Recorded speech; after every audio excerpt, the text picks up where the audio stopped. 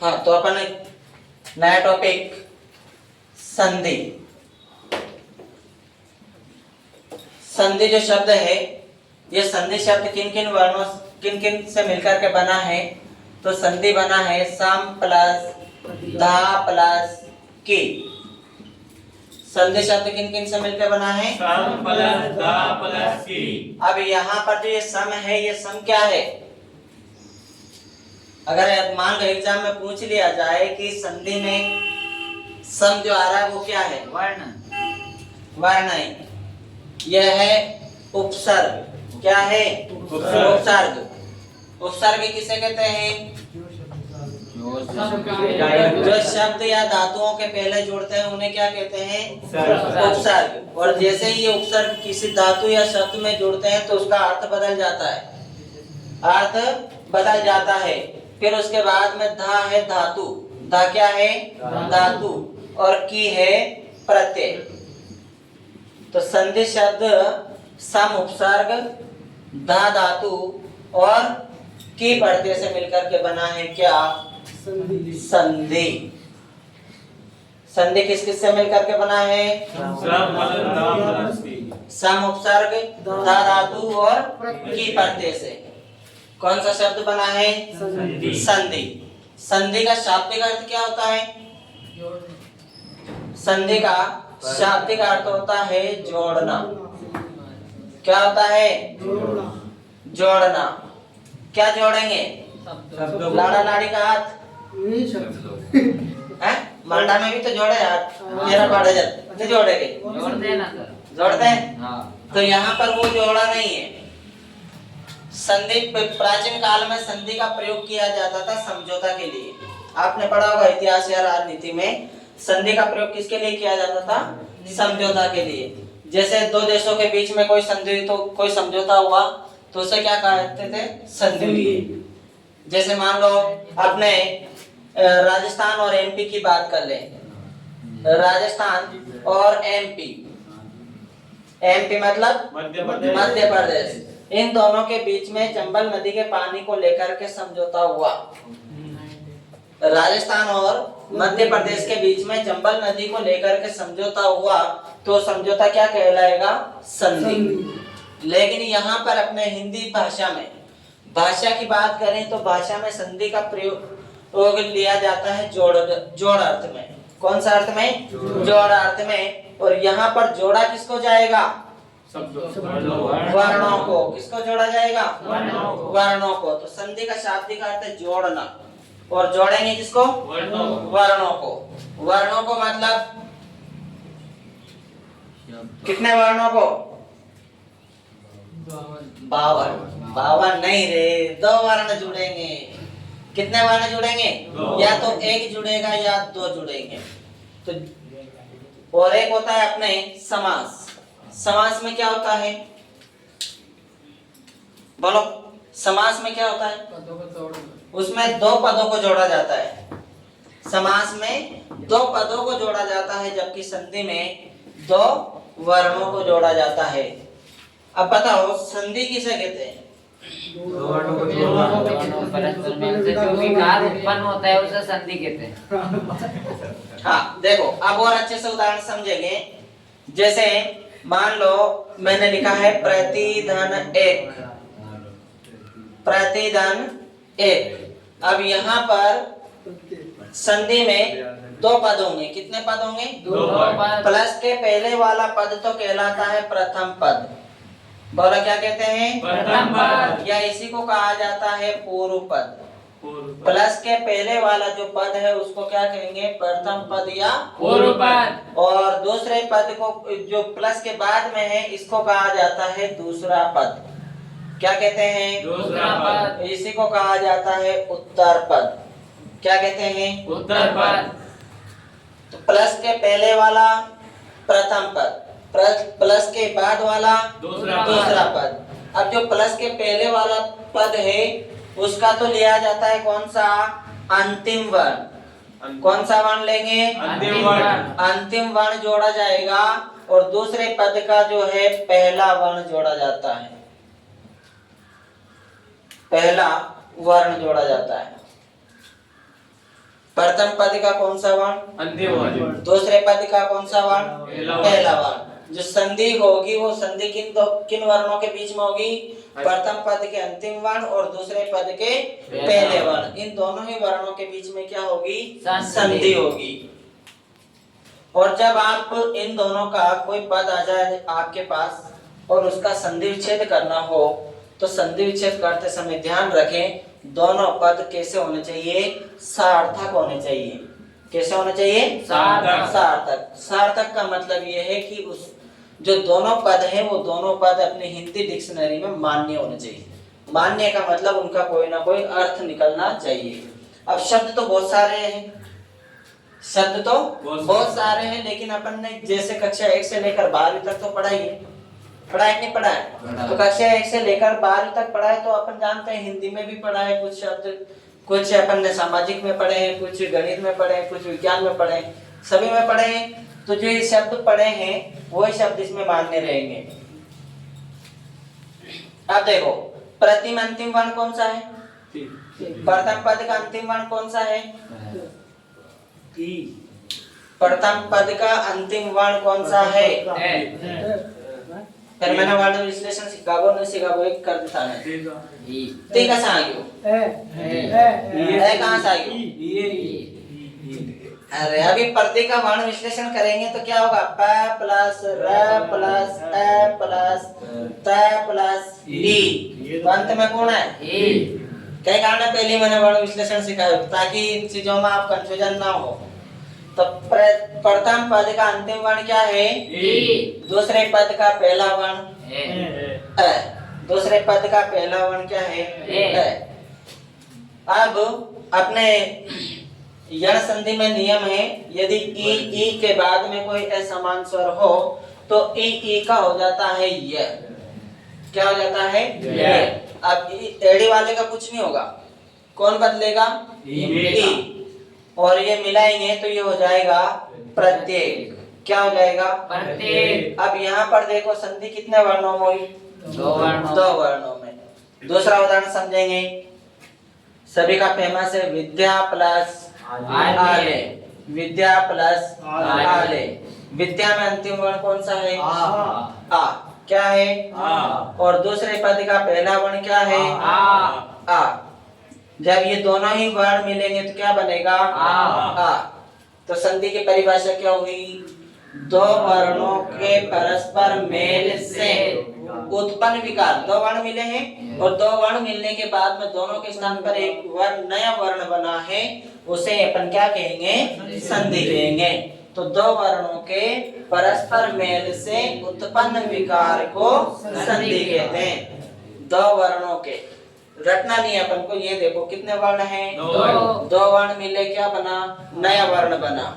तो दो वर्णों के मिलने से जब कोई नया वर्ण बनता है तो उसे क्या कहा जाता है? संधि कहा जाता है। क्लियर हो गए? रटने की जरूरत तो नहीं है। क्या है परिभाषा? दो वर्णों के मिलने से जब कोई नया अपनी भाषा में बोल सकते हैं, कोई दिक्कत नहीं कि अपन किताबी लैंग्वेज याद रखें। दो वर्णों के परस्पर मेल से उत्पन्न विकार को संधि कहते हैं। ठीक है, चलो नेक्स्ट। अब आ जाते हैं संधि के प्रकार। संधि के प्रकार हिंदी में संधि 3 प्रकार की होती है। कितने प्रकार की होती है? 3 प्रकार की। हिंदी में संधि कितने प्रकार की होती है? 3 प्रकार की। कौन कौन सी? व्यंजन संधि और विसर्ग। स्वर संधि, स्वर संधि, व्यंजन संधि, व्यंजन संधि और विसर्ग संधि। स्वर संधि, व्यंजन संधि और विसर्ग संधि। इसको स्वर संधि क्यों कहा जाता है?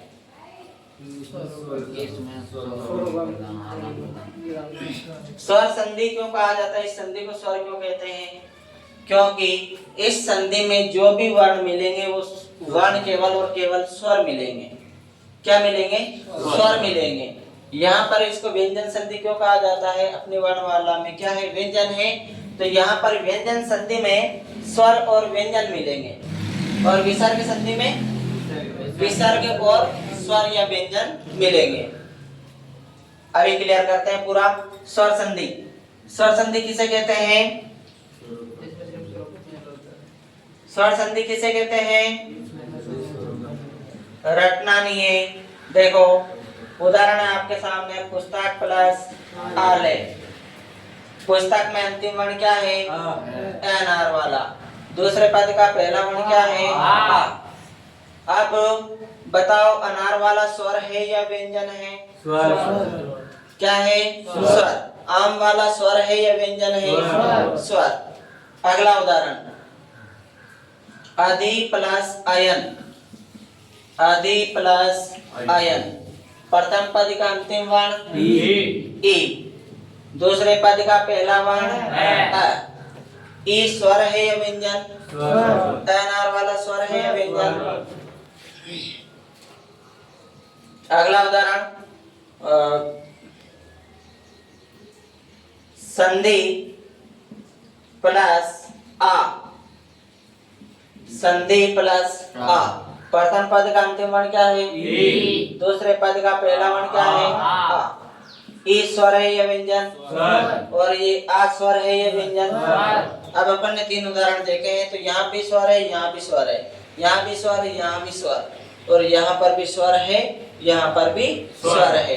तो स्वर संधि किसे कहते हैं? जब दो, अब इनको मिलाएंगे तो कुछ परिवर्तन तो होगा, दो स्वर मिलेंगे तो कुछ ना कुछ परिवर्तन होगा, होगा या नहीं होगा? तो दो स्वरों के मेल से उत्पन्न विकार को, जैसा कि ये दोनों मिलेंगे तो क्या बनेगा? आ। ठीक है, तो दो स्वरों के परस्पर मेल से उत्पन्न विकार को स्वर संधि कहते हैं। दो स्वरों के परस्पर मेल से उत्पन्न विकार को स्वर संधि कहते हैं। अब सीधा सीधा पूछ लिया जाए, कोई उदाहरण दे दें और उस उदाहरण में पूछा जाए कि इसमें कौन सी संधि है। जैसे मान लो सत्याग्रह, और पूछा गया आपसे किसका, सत्याग्रह में कौन सी संधि है? स्वर संधि है, व्यंजन संधि है, या विसर्ग संधि है? तो अब पहले, सबसे पहले इसका क्या करना पड़ेगा? वर्ण विश्लेषण नहीं, संधि विच्छेद करना पड़ेगा, और इसका संधि विच्छेद होगा सत्य प्लस आग्रह। फिर इसमें आपको देखना है सत्य में अंतिम वर्ण कौन सा है? दूसरे पद का पहला वर्ण, इधर भी स्वर है, इधर भी स्वर है, तो कौन सी संधि? स्वर संधि। स्वर संधि। बस इतना ही, मिलाना नहीं है इनको। आपने संधि विच्छेद किया, संधि विच्छेद करने के बाद में देखना है कि इधर स्वर है या व्यंजन है। तो दोनों तरफ अगर स्वर आता है तो कौन संधि है? संधि विच्छेद करना मैं पूरा एकदम क्लियर समझा दूंगा आपको। कोई सा भी शब्द आ जाए आप आराम से उसका संधि विच्छेद कर सकते हो। तो अभी स्टार्टिंग है,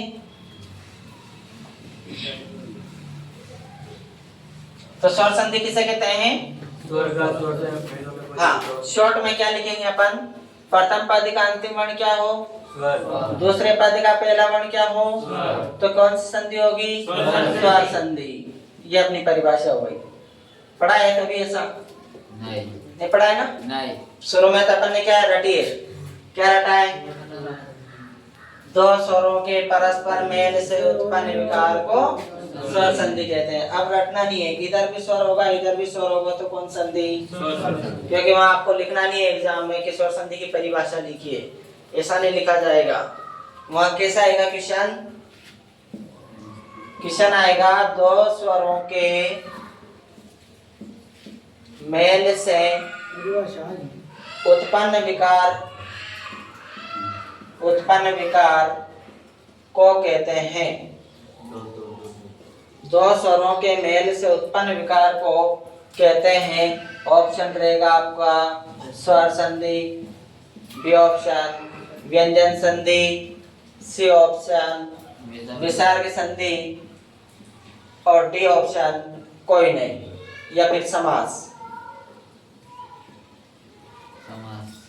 क्या कहेंगे? कौन सा आंसर सही रहेगा आपका?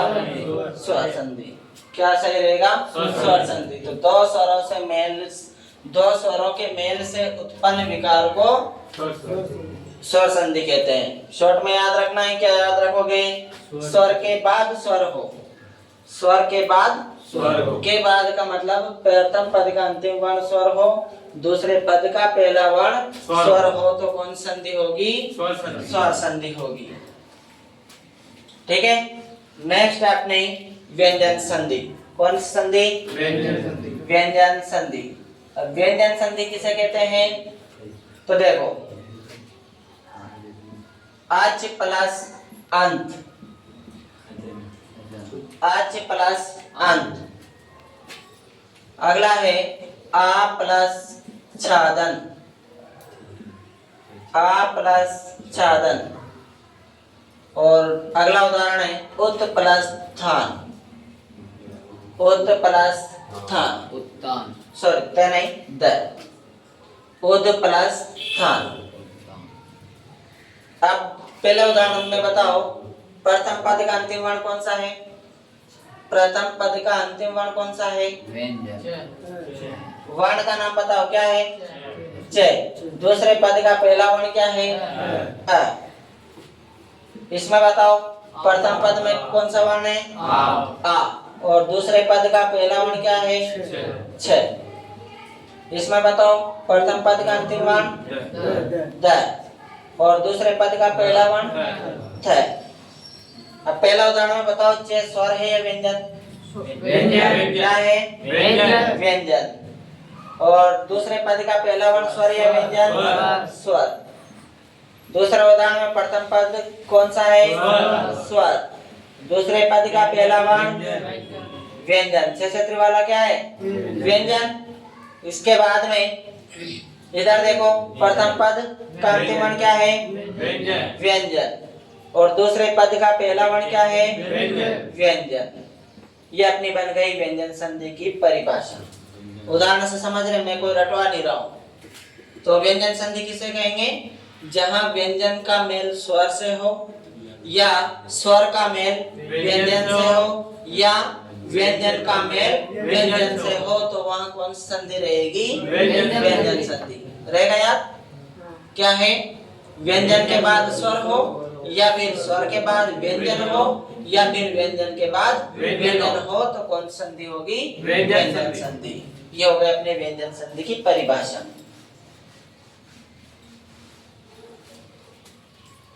क्या लिखो बोलो, परिभाषा क्या लिखूं शॉर्ट में? व्यंजन प्लस स्वर। आगा अगला वाला स्वर प्लस व्यंजन। स्वर प्लस व्यंजन। व्यंजन। व्यंजन प्लस व्यंजन। नेक्स्ट व्यंजन प्लस व्यंजन, व्यंजन प्लस व्यंजन। तीन स्थितियां बनेगी व्यंजन संधि में। तीन स्थितियां कौन कौन सी? या तो व्यंजन के बाद स्वर हो सकता है, या स्वर के बाद व्यंजन हो सकता है, या फिर व्यंजन के बाद व्यंजन हो सकता है। आप तुरंत देख करके बता देना। जैसे मान लो तत् प्लस हित, ऐसा आ गया तत् प्लस हित, या फिर ऐसे तो नहीं आता है, बहुत कम आता है, शब्द दिया जाता है तद्धित। अब तद्धित शब्द दे दिया, अब आपसे पूछा गया कि इसमें कौन सी संधि है? स्वर है, व्यंजन है, या विसर्ग है? व्यंजन। तो इस कंडीशन में आपको सबसे पहले क्या करना होगा? संधि विच्छेद। क्या करना होगा? संधि विच्छेद। संधि विच्छेद। किसी पद के दो सार्थक टुकड़े करना, किसी पद के दो सार्थक टुकड़े करना या अलग अलग पद बनाना क्या कहलाता है? संधि विच्छेद। क्या कहलाता है? संधि विच्छेद। तो अपने यहाँ पर क्या करना है? संधि विच्छेद करना है, तो इसका संधि विच्छेद होगा तत् प्लस हित। अब ये कैसे हो रहा है, कैसे नहीं हो रहा है, अपन आगे चर्चा करेंगे। अभी तो समझा रहा हूँ केवल व्यंजन संधि। अब यहाँ पे देख लो आप, जैसे मैंने संधि विच्छेद किया, ये क्या है? त। इधर ही देख लो, इधर व्यंजन आ गया, तो कौन संधि हो गई? कौन संधि फिर इसमें? व्यंजन संधि। अगली संधि अपने विसर्ग संधि। कौन संधि? विसर्ग संधि। विसर्ग मतलब अपने ये वाला विसर्ग। ठीक है। अब विसर्ग संधि में क्या होता है? प्रथम पद का अंतिम वर्ण हमेशा क्या रहेगा? संस्कृत में चेंज हो सकता है, लेकिन हिंदी में प्रथम पद का अंतिम वर्ण हमेशा क्या रहेगा?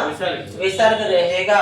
और दूसरे पद का पहला वर्ण स्वर भी हो सकता है और व्यंजन भी हो सकता है, तो वहां कौन संधि होगी? विसर्ग संधि। जैसे मना प्लस विकार, मना प्लस विकार।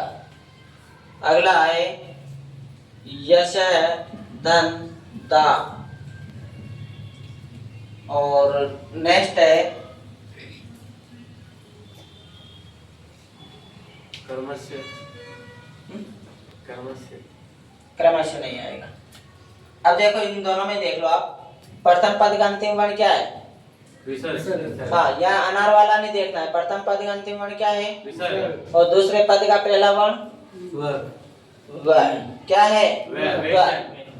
और इधर भी प्रथम पद का अंतिम वर्ण विसर्ग। विसर्ग, और दूसरे पद का पहला वर्ण द। तो देखो यहाँ पर हमेशा विसर्ग संधि में प्रथम पद का अंतिम वर्ण हमेशा क्या रहेगा? विसर्ग रहेगा, और विसर्ग रहेगा तो वहाँ कौन संधि होगी? विसर्ग संधि। तो विसर्ग संधि की क्या परिभाषा हुई? विसर्ग के बाद स्वर या व्यंजन हो तो वहाँ कौन संधि होगी? स्वर के बाद स्वर हो तो कौन संधि? स्वर के बाद व्यंजन हो तो, व्यंजन के बाद स्वर हो तो, व्यंजन के बाद व्यंजन हो तो, विसर्ग के बाद में स्वर हो तो, विसर्ग के बाद में व्यंजन हो तो विसर्ग संधि। क्लियर इतना? चलो अब आगे बात करते हैं अपन स्वर संधि। स्वर संधि किसे कहते हैं? तो स्वर के बाद स्वर हो तो स्वर संधि। अब स्वर संधि के भेद, स्वर संधि के कितने भेद हैं आपने पढ़ रखा है, सब जानते ही हैं। कितने भेद होते हैं? 5। कौन कौन से होते हैं 5 भेद? नाम याद है? अरे पढ़ता पढ़ता 12 साल हो गया था ये, हैं? हाँ बताओ, पहले बताओ।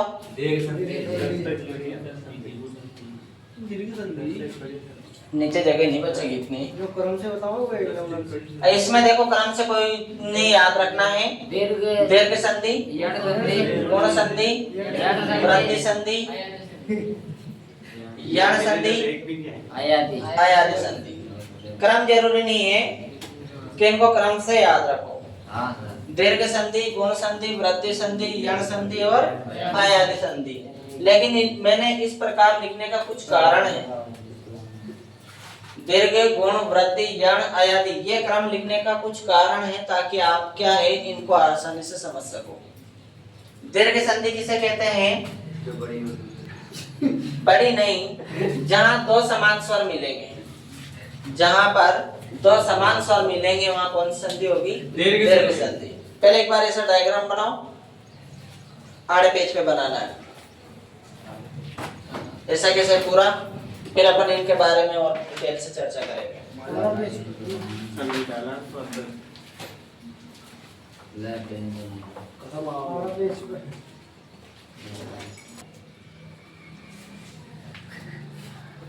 दीर्घ संधि, दीर्घ संधि में क्या होता है? अब अपन पहले बात तो किस संधि की चर्चा कर रहे हैं? स्वर संधि की। स्वर संधि के कितने भेद होते हैं? 5। भेद पूछे या प्रकार पूछे, है क्या? स्वर संधि के भेद कितने हैं? 5। पहला है दीर्घ संधि, दूसरा गुण संधि, वृद्धि संधि, यण संधि, आयादी संधि। जो ये दीर्घ संधि है, संधि को समझाने से पहले आप एक बार इन वर्णों को समझ ले, जो अपने 11 स्वर हैं इनको समझ ले। तो अ अनार वाला और आम वाला दोनों ही समान स्वर माने जाते हैं। अ अनार वाला और आम वाला क्या है? दोनों समान स्वर हैं। उसी प्रकार से इमली और ईक, ये दोनों ही समान स्वर हैं। और एक और है उल्लू और ऊन, ये दोनों ही क्या है? समान स्वर। समान स्वर का मतलब ये है कि ये दोनों ही बने एक ही से, इमली, ईक, उल्लू, ऊन। और एड़ी ओखली और ये समान स्वर नहीं है। समान स्वर केवल अनार का, आम का। इमली, ईक, उल्लू, ऊन, ये क्या है? अपने समान स्वर है। अब दीर्घ संधि में होता क्या है? दीर्घ संधि में दो समान स्वर मिलते हैं। दीर्घ संधि में दो कौन से समान- स्वर मिलते हैं? दो समान दो समान स्वर मिलते हैं। अब समान स्वर कौन कौन है? ए आ ई उ। अब आप इसमें कंफ्यूज मत होना। ए प्लस ए हो सकता है, आ प्लस आ हो सकता है, ए ए प्लस आ हो सकता है, या फिर आ प्लस अनार वाला हो सकता है। ये ए अनार वाला है तब भी क्या बनेगा? आ है तब भी आ, ए प्लस आ है तब भी आ, और आ प्लस ए तब भी आ। तो कहने का मतलब ये है कि अनार का और आम का दोनों ही कैसे हैं?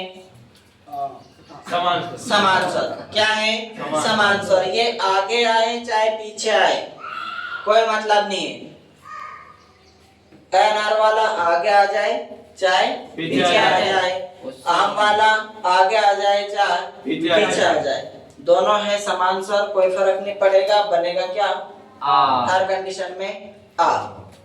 तो जहां दो समान स्वर मिलते हैं वहां कौन सी संधि होगी? दीर्घ संधि। जहां दो समान स्वर मिलेंगे वहां कौन सी संधि होगी? दीर्घ संधि।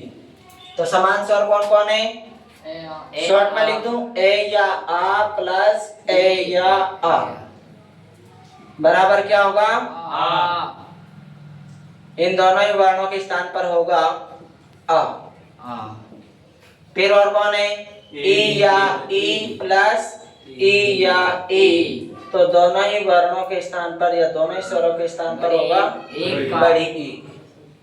उसी प्रकार ओ या ओ। बड़ा ओ प्लस ओ या ओ दोनों के स्थान पर होगा बड़ा ऊ। बड़ा ओ। ये हो गए अपने दीर्घ संधि के नियम। ये ऐसे कैसे नियम चलेंगे? कितने नियम है? एक दो तीन। कितने नियम है? तीन। तीन नियम है। ए या आ के बाद में ए या आ हो तो क्या बनता है? आ। ई या ई के बाद में ई या ई हो तो क्या बनेगा? ई।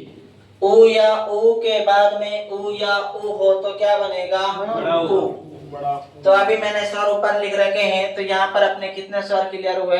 तीन। तीन स्वर, यानी 6 स्वर क्लियर हो गए। ए आ समान स्वर है, ई ई समान स्वर है, ऊ ऊ समान स्वर है। फिर उसके बाद में आती है अपने अगली संधि कौन सी? गुण संधि। गुण संधि में वापस अब यहाँ तक पहुंच गए अपन, फिर वापस उठाएंगे अपन ए या आ, क्योंकि ये दोनों समान है तो साथ में ही रहेगा, अकेला नहीं रहेगा। ध्यान रखिए, जो दो ही भाई ला रही है, दो ही भाई ला रही है। कौन कौन? ए आ। ए और आ। फिर ए आ कहाँ होंगे? प्लस के पहले। प्लस के पहले मतलब प्रथम पद का अंतिम वर्ण, प्रथम पद का अंतिम अंतिम वर्ण। वर्ण। और ए आ के बाद में अगले स्वर कौन सा है? ई ई ई। ये भी दो ही बेनिया है, एक के लंबी छोटी है ज्यादा, है ना? ये तो दोनों समान है, बस एक के थोड़ा सा अंतर आ रहा है। अभी इसको हटा दे तो क्या अंतर दिखा? छोटी से बड़ी है वो। छोटी से बड़ी है, तो ये क्या है? समान है, दोनों एक लारे पैदा हुई, है ना? हाँ। तो ए आ के बाद में इमली या ईक हो तो क्या बनेगा? एड़ी वाला। इन दोनों स्वरों के स्थान पर क्या बनेगा? एड़ी का। एड़ी का। फिर वापस ये आने लेगा दूसरा नियम, अनार का या आम का के बाद में इमली ले लिया। अगला कौन सा है? उल्लू। तो उल्लू एक लो थोड़ी है, ऊन भी वो है। खिला ऊन भी आओ, इनके पूंछ ये भी दोनों समान। ये क्या नहीं हो तो वो क्या बोलते हैं? बाज के समान यूं रहती है ना वो चोंच। हाँ, देखिए चोंच से ज्यादा लंबी है, पैदा तो ही ला रहे हो यार। ए आ के बाद में उल्लू या ऊन हो तो दोनों के स्थान पर क्या बनेगा? ओखलिका। क्या बनेगा? ओखलिका। फिर आगे तीसरा नियम, आगे वही जो आगे आगे चल रहा, कौन चल रहा? ए और आ, दो भाई। दो भाई चल रहा। अब आगे कौन सा स्वर आ रहा है? री। तो ए आ के बाद में री हो तो इन दोनों ही स्वरों के स्थान पर क्या बनेगा? गुण आर। क्या बनेगा अर। अर। ए आ के बाद में ए आ हो तो कौन संधि? ए आ के बाद में ए आ हो तो कौन दीर्घ संधि? संधि। उ के बाद में उ हो तो? दीर्घ संधि। ए आ के बाद में री हो तो? गुण संधि। गुण संधि। ए आ के बाद में उ हो तो? गुण संधि। गुण संधि। ए आ के बाद में ई हो तो? गुण संधि। नेक्स्ट वृद्धि संधि। वृद्धि संधि ने भी चलेगा आगे आगे हुए दो भाई चलेगा। सबसे ज्यादा ये चाले ला रहे ए और आ। अब कहाँ तक आ गया था अपन? रे तक आ गए थे। अगले स्वर कौन से हैं? एडी एनक। एडी और एनक का। तो ए आ के बाद में ए आई हो तो इन दोनों ही स्वरों के स्थान पर बनेगा एनक वाला। एनक वाले की मात्राएं होती है दो। ठीक है। दूसरा नियम है वही आगे ए या आ के बाद में अगला स्वर कौन सा? एडी एनक के बाद में ओखली और औरत। यह छोटी औरत है या बड़ी औरत है? एक तो एक छोटी औरत और एक बड़ी औरत। तो ए आ के बाद में ओखली या औरत हो तो क्या बनेगा? बड़ी औरत। क्या बनेगा? बड़ी औरत। नेक्स्ट यण संधि। यण संधि में अब ये लारे नहीं आगा। यहाँ तक तो आगे आगे यही चाल रहा था। अब चालेगी छोरे यहाँ चलेगी आगे। अब छोरा चाल ले नहीं। छोरा कौन कौन था? अब छोरा चलेगी आगे। छोरा कौन कौन है? ई। अब छोरा तो देखो अब जहाँ भेजे वहीं चल जाओ बेचारे। मांडो करवा पाचे कहीं जहाँ भेजेगा घर वाला वहीं चल जावे। तो ये भी ये की के लारे जाएगी। ये जाएगी कोई के भी लारे चल जाएगी। मतलब भाग के जा सके। बात समझ पा रहे? अब छोरा तो भागेगा पर भागेगा कोई के भी ला रहे हैं। कोई कैसे छोरा के ला रहे भाग जाएगा। कहने का मतलब ये है यह छोरा ये सारे स्वर क्या है? छोरा है। अब यहाँ सुना इधर तो ई के बाद में कोई सा भी स्वर आ जाए यानी कि असमान स्वर। अब छोरा छोरी छोरी के ला रहे थोड़ी भागेगी कैसे? नहीं भागेगी ना। तो कहने का मतलब यह है कि इमली एक के बाद में इमली और एक नहीं होना चाहिए। अगर इमली एक के बाद में इमली एक आ गया तो कौन संधि हो जाएगी? वहां दीर्घ संधि। तो इनके बाद में ये नहीं होना चाहिए वापस। इन दोनों के अलावा इनमें से कोई सा भी हो तो वहां पर इमली और एक का होता है ये देखो तमाशा। भाग्य नहीं ये के साथ मतलब इधर कोई सा भी स्वर आ जाए तो एक का क्या होगा? ये। दूसरा नियम है उल्लू और ऊन। उल्लू भी कभी भी बोल सके रात में। किसी को भी डरा सकता है। तो ये भी कहते हैं कि हमारे साथ भी कोई आ जाए मैं उनको आसानी से डरा दूंगा। है ना? उल्लू और ऊन क्या कहते हैं? उल्लू जानते हो रात में आँचों को डरा देते हैं। तो ये भी हाँ। तो उल्लू और ऊन के बाद में कोई असमान स्वर हो तो उल्लू और ऊन का क्या होगा? फिर अगले स्वर यहाँ पर ई ले लिया, ओ ले लिया। अगला स्वर कौन सा? री। तीसरा नियम है री। री भी कहता है कि मैं भी सबके लार हो जाऊं। ये भी कहता है कि मेरे साथ भी कोई सा भी स्वर आ जाए लेकिन मैं जाऊंगा मेरा होगा रे। रे के बाद में असमान स्वर हो तो रे का क्या होता है? अब एक बात नोटिस की होगी आपने, यहाँ केवल ये आगे वाले स्वर ही बदल रहे हैं, पीछे वाला स्वर नहीं बदल रहा है। जबकि इन तीनों संधियों में दोनों के स्थान पर हो रहा था। यहाँ पर भी ए आ के बाद में ए आ मिल रहा था, इधर ए आ के बाद में ई मिल रही थी तो एडी वाला बन रहा था, और यहाँ पर ए आ के बाद में एडी एनक था तो एनक वाला, यानी दोनों स्वरों के स्थान पर बदल रहा था। और यहाँ पर केवल एक ही चेंज हो रहा है, आगे वाला। ये पीछे वाला जैसा का जैसे रहेगा, बदलेगा कौन? आगे आड़ो। अरे ये कोई के लारे भागी की तो नहीं, तो एडजस्ट करना पड़ा वो छोरा का घर में, तो वो तो रहेगो जैसे रहेगो, बदलेगो कौन? छोरी। अगली संधि है आयादी संधि। आयादी संधि में देखो, इसमें आयादी संधि में भी शब्द आ रहा है आय आदि। क्या आ रहा है? आय आदि। मान लो कोई 5-6 दोस्त है, कहीं घूमने जा रहे हैं, तो अपन क्या कहेंगे?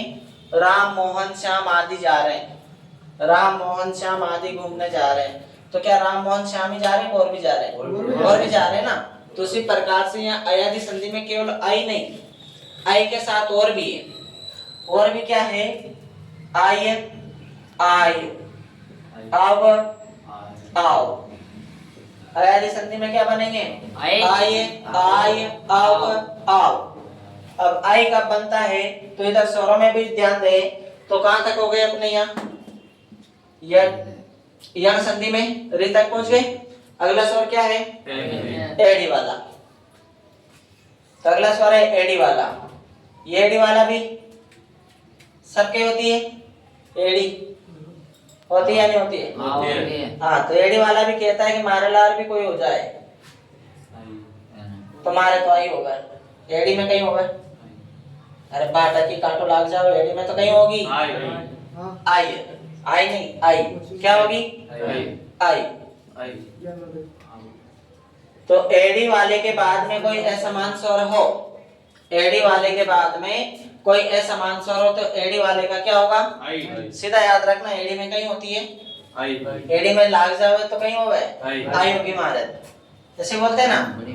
दूसरा नियम, या एडी वाले के बाद में क्या है अगला? एनक वाला। क्या है?